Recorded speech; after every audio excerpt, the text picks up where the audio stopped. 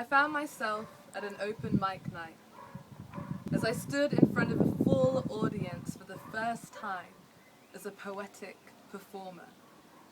My mind felt calm. Paper rested in my hand casually, but the trembles in my legs travelled up the tattered pages and gave my fear away like a gift. My throat was dry. My notebook shook with tremors of my uncertainty because I wasn't even sure what the hell I was saying or why my quiet obsession of expression had led me here.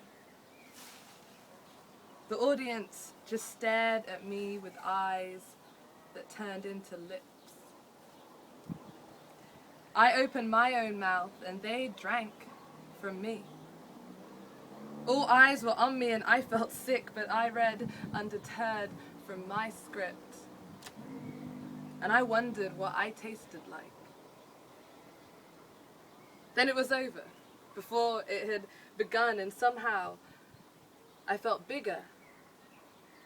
Wet eyes glossed over like satisfied mouths and it was as if they had filled me up when they had drank from me.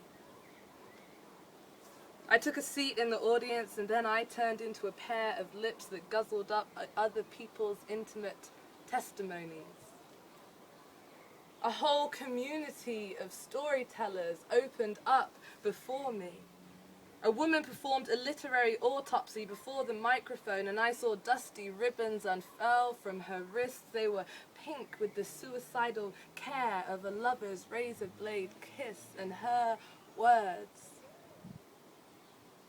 they rushed into me. Madeline and I, we sat in her car that evening, parked beside the park on Clark Street. We discussed love in all of its different forms because poetry, it encouraged such things. We each explored our own obsessions in the privacy of two front seats that softened our troubles. The windscreen played silent witness to our verbal adventures and we mimicked its transparency. Words ran out of us like escaped convicts that had long been imprisoned. I feel like running! Madeline exhaled passionately. A residue of scream sat freshly on the pink of her lips. We had just finished an impromptu session of scream therapy. I peered through the glass window into the invitation of the night. It was like a dark envelope sealed with the orange wax of soft street lights. Naked? I extended her invitation past the point of normality. Car doors slammed. As we abandoned our purses and jackets and everything that kept us weighted. Giggles tickled the air around us as Madeline and I laughed our way down the bend of the Yarra River. We followed it like the fountain of youth.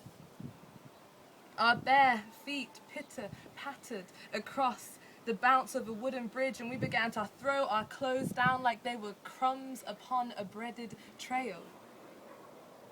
Our giggles morphed into the playful screech of howls that taunted the quiet of the night. And as we turned into wild women who ran with wolves, I found myself at the end of a braless bridge. My t-shirt went easily to bed with dirt, as if they had been waiting a lifetime to be reunited. I felt the air breathlessly asking for every part of me. As we curved into a field and shed the remaining layers of our fabrics, Madeline and I, we were all jacked up on poetry. We did cartwheels across the grass and we laughed at our abandon of all the things that we used to take seriously. I stood in the center of the park and looked into the dark of the night fearlessly. only to be met by the realization of my absolute sobriety.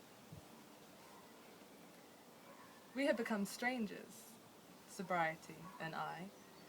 Sobriety asked me where I had been all this time, but I brushed her off, because I had plenty of answers to give.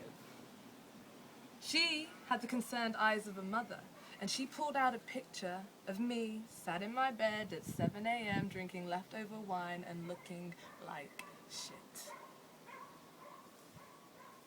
I then showed her the Polaroid evidence of me crying because heartache had sat heavily upon my shoulder blades and pressed me into intoxication. Wasn't my fault. Sobriety quizzed me like a maternal cop and tried to push me into false incrimination, but I reminded her of how the Grim Reaper had stayed with me when death had taken my dear friend, Freshman. Heartache and death were reasons aplenty, and I signed their names beside my confession. But none of it meant anything to her. Sobriety was pissed. And she said to me, but one word: creativity. I laid upon the soft damp of the park bench and observed Madeline's milky skin. The full of the moonlight played connect the dots with her freckles. Her flesh moved with her breath like a rosy and ravaged thing. Creativity saw sobriety's possibility like it was an open window that clearly showed of how I could get high on life without substances. Poetry and beauty blew in the breeze like floor-length curtains. And that possibility, it became a window that would not close. A pathway that was lined with breadcrumb clothes shone beneath the lucid moonlight. I thought of its solitude.